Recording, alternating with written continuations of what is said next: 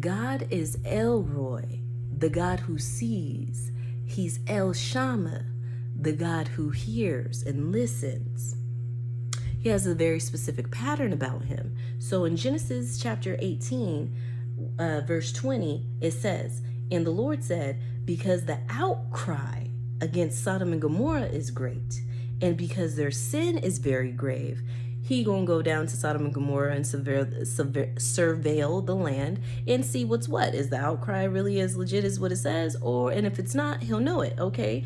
And the moral of that story is Sodom and Gomorrah was as wicked as what it was, as the people were crying out against it, and it's gone. It went bye-bye. Okay, moving on. Now we're in Exodus, and we're in a whole different land. We're in Egypt now. And look at what the Lord says to Moses. This is chapter 3, verse 7. "And the Lord said, I have surely seen the oppression of my people who are in Egypt, and I have heard their cry because of their taskmasters, for I know their sorrows." So what is the pattern that we're seeing? The Lord sees that we're being oppressed, and that part he doesn't need help with. And he doesn't necessarily need our help with anything, but when we cry out against the oppressors, when we cry out against this mass oppression, this slavery, this bondage, oh my gosh, he's moved. He does something. He notices our sorrows, and he cares about that. Okay. And some of you may feel like, saying slavery and bondage, that may be a stretch.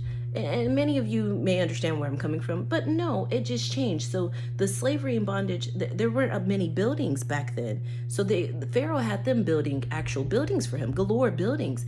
They are having us build their empires, build their companies up. But it's still slavery. It's still slavery. Okay.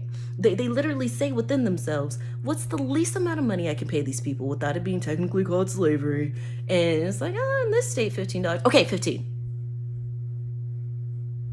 So you're not going to use a humanistic approach and say, well, I am a billionaire, so out of my billions, how much can I afford to give the people? You're not going to do that. You're not going to say, well, wages, everything in America is going up, so if 15 is the minimum, then I could afford to. You're not going to do that?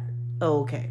That's oppression. So anyways, cry out to the Lord, okay? A lot of you guys I'm watching, you're crying out to TikTok and you're crying out to YouTube, and okay, that's cute. They can't really help you. They're just as oppressed as you, and you're sovereign adults. I ain't your mama. Do what you want to. But cry out to the Lord, who can actually do something with those cries, and he will deliver us from the land. Alrighty? All right.